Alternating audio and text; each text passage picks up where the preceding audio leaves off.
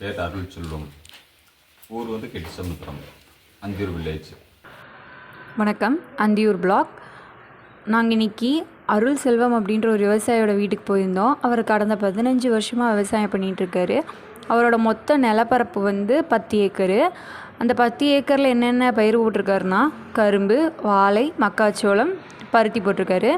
அதில் 6 ஏக்கரில் கரும்பு போட்டிருக்காரு, 2.5 ஏக்கரில் வாழை போட்டிருக்காரு. மிச்ச ஏரியாவில் வந்து மக்காச்சோளமும் பருத்தியும் போட்டிருக்காரு. அதில் அதிகபட்சமாக கரும்பும் வாழையும் தான் போட்டிருக்காரு. ஃபஸ்ட்டு வந்து கரும்பு பற்றி பார்த்துடலாம்.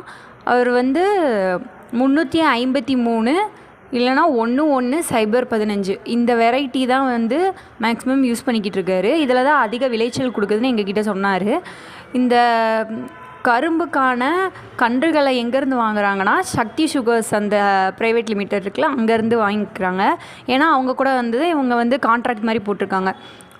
ஸோ அதனால தான் அவங்க வந்து இவங்களுக்கு வந்து அந்த கன்றுகள்லாம் வந்து கொடுக்குறாங்க. இதுக்கு கரும்போட நாற்று நடுறதுக்கு வந்து மொத்தம் 2000 ரூபாய் செலவாகுது. அதோட உரங்கள் வாங்குறதுக்கு வந்து 5000 ரூபாய் செலவாகுது. இதில் என்னென்ன உரம்லாம் யூஸ் பண்ணுறாங்கன்னா யூரியா, டிஏபி, பொட்டாஸ் யூஸ் பண்ணுறாங்க. அப்புறம் வந்து சக்தி சுகர்ஸ்லேருந்து கம்போஸ்ட் வந்து தராங்க. அப்புறம் களை எடுக்கிறதுக்கு வந்து 5000 ரூபாய் செலவாகுது. ட்ரிப் இரிகேஷன் சிஸ்டம் யூஸ் பண்ணிகிட்ருக்காங்க. ட்ரிப் இரிகேஷன் சிஸ்டம் வந்து நம்ம அக்ரி டிபார்ட்மெண்ட்லேருந்து சப்சிடி கொடுத்து ட்ரிப் இரிகேஷன் சிஸ்டம் போட்டிருக்காங்க. 2.5 lakhsக்கு வந்து ட்ரிப் இரிகேஷன் சிஸ்டம் 10 ஏக்கருக்குமே போட்டிருக்காங்க. அப்புறம் வந்து சாண்ட் ஃபில்டர்ஸ் வந்து சக்தி சுகர்ஸே வந்து ப்ரொவைட் பண்ணியிருக்காங்க ட்ரிப் இரிகேஷனுக்காக. கரும்புக்காக இவர் வந்து இன்சூரன்ஸ் எடுத்திருக்காரு. அதோட ப்ரீமியம் ரேட் என்னென்னா 1 ஏக்கருக்கு வந்து 400 ரூபா.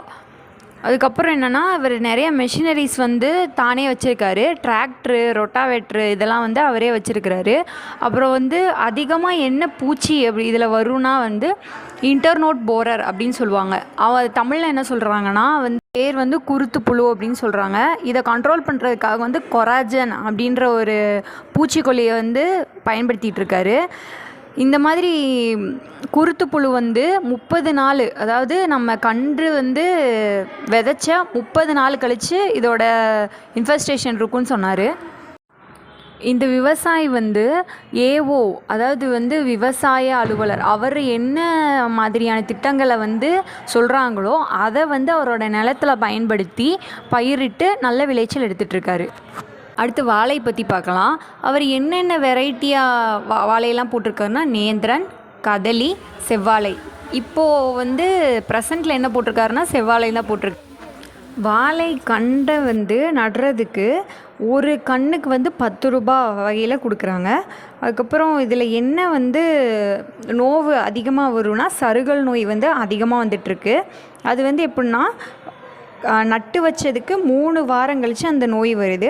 அதுக்காக வந்து ஏஓவில் என்ன ரெக்கமெண்டேஷன் கொடுத்துருக்காங்கன்னா சூடோமோனஸ் அதை வந்து பயன்படுத்த சொல்லியிருக்காங்க. அதை பயன்படுத்தி இப்போ நிறையவே குறைஞ்சிருச்சு அப்படின்னு என்கிட்ட சொன்னார். அதுக்கப்புறம் களை எடுக்கிறதுக்கு வந்து 4 ரூபா, ஒரு கன்றுக்கு 4 ரூபா வகையில் கொடுத்துட்ருக்காரு. அதுக்கப்புறம் என்னென்ன அவர் வந்து ட்வின் சிஸ்டம் அப்படின்னு ஒன்று யூஸ் பண்ணிகிட்ருக்காரு. ட்வின் சிஸ்டம் அப்படின்னா எதுக்கு யூஸ் பண்ணுறாங்க அப்படின்னா வாழை வந்து காற்றுனாலேயோ மழைனாலேயோ சரிஞ்சிரும். அதை சரியாமல் இருக்கிறதுக்காக ட்வின்கள், அதாவது கயிறுகளை யூஸ் பண்ணி அதை வந்து கெட்டியமாக பிடிச்சி வைக்கிறதுக்காக தான் இது வந்து இந்த சிஸ்டம் யூஸ் பண்ணிகிட்ருக்காங்க. அதில் வந்து அவர் வந்து 3 ட்வின் சிஸ்டம் வந்து யூஸ் பண்ணிகிட்ருக்காரு.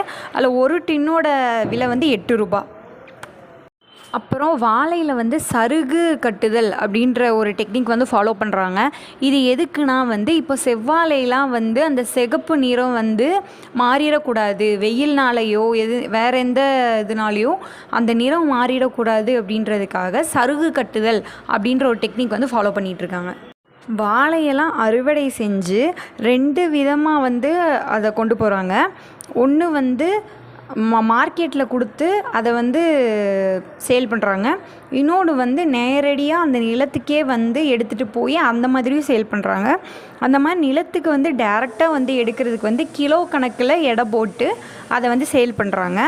அதுவே மார்க்கெட்டுக்கு கொண்டு போனோன்னா எத்தனை தார் இருக்கோ அதை பேஸ் பண்ணி அதை வந்து எடை போட்டு அதை வந்து சேல் பண்ணுறாங்க. அந்த விவசாயி வந்து கூட்டுறவு வங்கி, அதாவது கோஆப்ரேட்டிவ் சொசைட்டியில் வந்து ஒரு மெம்பராக இருக்கார். அவருக்கு வந்து விவசாய கடன்லாம் வந்து வழங்கப்படுது. அந்த விவசாய கடன்கள் வந்து வட்டியில் விவசாய கடன்கள் வந்து வழங்கப்படுது. இவ்வளோ தான் நாங்கள் இன்றைக்கி தெரிஞ்சுக்கிட்ட தகவல்கள். இந்த தகவல்களை இவ்வளோ நேரம் பொறுமையாக கேட்டதுக்கு நன்றி. மேலும் இந்த மாதிரியான தகவல்களை தெரிஞ்சுக்கிறதுக்கு எங்கள் சேனலை லைக் பண்ணுங்கள், ஷேர் பண்ணுங்கள், சப்ஸ்கிரைப் பண்ணுங்கள். அப்படியே மேலே இருக்க அந்த பெல் ஐக்கானை தட்டிடுங்க. நன்றி.